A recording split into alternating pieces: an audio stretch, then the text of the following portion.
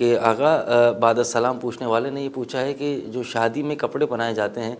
ایک دفعہ انہیں پہنا جاتا ہے اور اس کے بعد اب وہ آیا دولہا دلہن کے کپڑے ہوں یا پھر کسی کے بھی کپڑے ہوں، وہ ایسے کپڑے ہوتے ہیں جو وزنی بھاری کپڑے ہوتے ہیں، کام والے کپڑے ہوتے ہیں، ایک ہی دفعہ پہننے میں آتے ہیں، اس کے بعد وہ سالوں رکھے رہتے ہیں، تو کیا آغا صاحب ان کپڑوں پر خمس دینا واجب ہوتا ہے یا نہیں؟ اس کے بارے میں وضاحت فرمائیے گا۔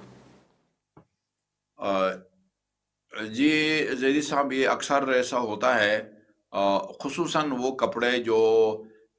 ہے وہ دلہن کو پہلی رات جو ہے نا وہ شادی کے دن یا رخصتی کے وقت پہناتے ہیں، اور بڑے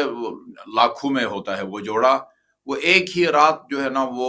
پہنتی ہے خاتون، اور دوسرے دن اس کو اتار کے رکھ دیتی ہے۔ تو ظاہر ہے یہ جو ہے نا یہ استعمال نہیں کہلاتا، یہ استعمال نہیں کہلاتا۔ اس طرح ایک ہی دفعہ استعمال ہو اور سال بھر پڑا رہے تو ظاہر ہے اس میں خمس دینا ہوگا۔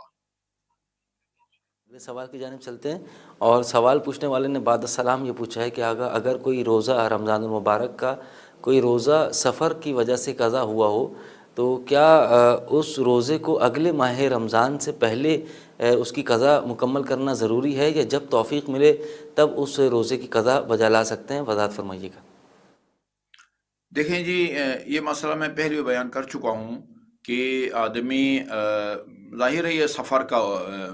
جو جواز ہے وہ سفر ہے، سفر کی وجہ سے جو روزہ رہ گیا ہے اس کو اگلے رمضان تک رکھنا جو ہے وہ ضروری ہے۔ آدمی وہ رکھ سکے اور اگلے رمضان تک اس کو نہ رکھے تو ایک تو اس کو قضا بھی رکھنا ہوگا اور مد بھی دینا ہوگا اس کو، یعنی ایک روزہ ہے، 2 روز ہے، ایک روزے کا جو مد ہے وہ 750 گرام ہے، اور یہ قضا رکھ سکتے تھے اگلے رمضان تک، لیکن اگلے رمضان آنے تک اس نے قضا نہیں رکھا، تو جتنے روزے نہیں رکھے وہ روزہ بھی رکھے گا اور پھر روزہ مد بھی دے گا، جو کہ 750 گرام آٹا یا گندم یا فقیر کو دینا ہے۔ جی آغا، اس کے بعد اگلا سوال پوچھنے والے نے بعد السلام یہ سوال کیا ہے کہ آغا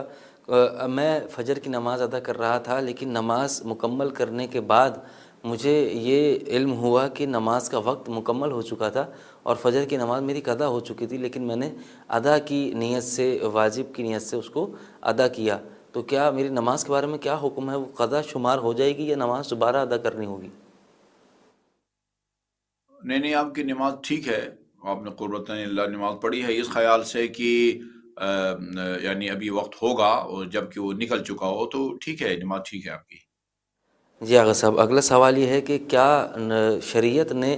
حسن کا خیال رکھنے کا پابند بنایا ہے انسان کو؟ حسن سے مراد ان کا یہ ہے کہ نماز میں قرات کا حسن، نماز میں لباس کا حسن، روزے وغیرہ کے تمام تر احکامات جو شریعت نے بیان کیے ہیں ان تمام میں ترتیب اور خوبصورتی کا خیال رکھنے کا شریعت نے کس قدر پابند بنایا ہے؟ مثلاً ہم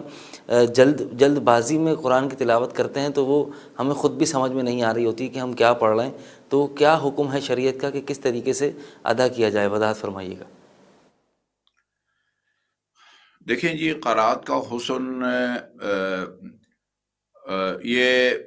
علم تجوید سے اس مسئلے کا تعلق ہے۔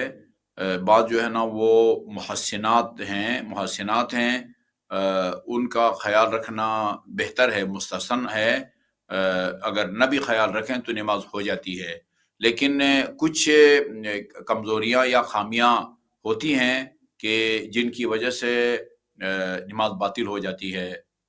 مثال کے طور پر بسم اللہ الرحمن الرحیم،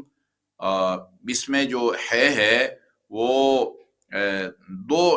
ہم عام جو عرب نہیں ہیں جس کو عجم کہتے ہیں، وہ ایرانی ہو، پاکستانی ہو، افغانی ہو یا کوئی بھی ہو، جو عرب نہیں اس کو عجم کہتے ہیں۔ جو عجم ہے وہ عام طور پر جب وہ بولتا ہے تو وہ جو ہے جس سے حلوہ لکھتے ہیں وہ اس کو بھی ایک جگہ سے نکالتا ہے اس کی آواز، اور وہ ہے جو جس سے لاہور لکھتے ہیں یا ہارون لکھتے ہیں، دونوں کی ہم ایک طرح کی آواز نکالتے ہیں، جبکہ ہے جو یعنی جسے حلوہ لکھتے ہیں اور اسی سے بسم اللہ الرحمن الرحیم کہے ہے، اس کے یعنی حلق سے نکالنے کی جگہ الگ ہے، اور جو ہے ہم ہارون کے لیے یا ہاشم کے لیے لکھتے ہیں اس کے نکلنے کی آواز جو ہے نا وہ یا جگہ الگ ہے۔ تو اگر آپ بسم اللہ الرحمن الرحیم کی بجائے بسم اللہ الرحمن الرحیم کہیں گے تو نماز آپ کی باطل ہے، نماز باطل ہے۔ اسی طرح اردو میں یا کسی بھی عربی کے علاوہ زبان میں آپ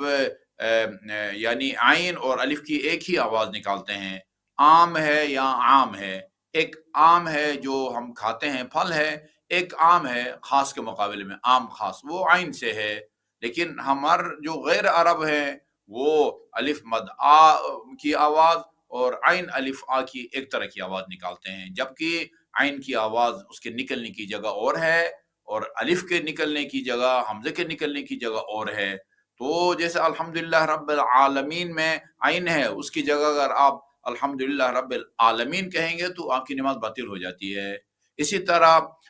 یہ سین اور سے کی ہم ایک طرح کی آواز نکالتے ہیں، جبکہ سین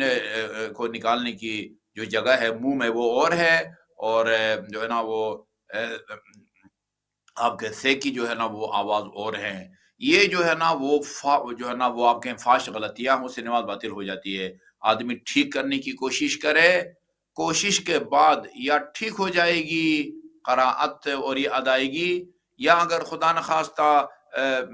یعنی کچھ یعنی ایسے ہوتے ہیں کہ بس ان کی زبان پر جو ہے نا وہ ہے یا عین آ ہی نہیں سکتا، بہت محنت کے باوجود۔ محنت کریں، کوشش کریں اور ٹھیک نہ ہو سکے تو آپ کی نماز ٹھیک ہے، لیکن اگر محنت ہی نہ کریں، کوشش ہی نہ کریں تو نماز باطل ہو جاتی ہے، ان کی جو ہے نا صحیح ادائیگی اگر نہ ہو۔ البتہ کچھ علم تجوید کے اس کے حوالے سے چیزیں محسنات میں سے ہیں، جیسے یہ آپ کا جو ہے نا وہ کیا کہتے ہیں، انا انزلناہ فی انا انزلناہ، یہ تجوید کے کچھ محسنات ہیں، ابھی اس کی تفصیل میں ہم نہیں جا سکتے، اور ان کا خیال نہ بھی رکھا جائے تو نماز ہو جاتی ہے۔ ایک اور چیز کی جس میں کا خیال رکھا جانا چاہیے نماز میں، بعض اوقات آدمی نماز پڑھتا ہے اور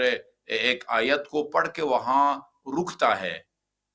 لیکن جو آخری حرف ہے اس کو زیر زبر یا جو بھی ہے وہ دے دیتا ہے، یہ بھی غلط ہے۔ احتیاط واجب کے طور پر اگر آپ نے رکنا ہے تو پھر آخری جو حرف ہے اس کو جزم دیں، نہیں رکنا تو پھر اس کو زیر زبر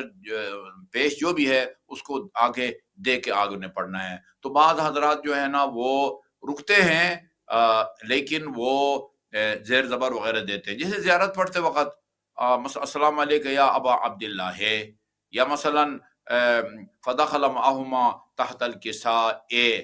یہ آخری حمزے کو زیر دے کے رک جاتے ہیں، یہ غلط ہے۔ تحت الکساء پڑھیں، یعنی ان چیزوں کا بھی جو خیال رکھا جانا چاہیے۔ باقی کپڑے جو ہیں وہ ظاہر ہے النظافۃ من الایمان ہے، بہت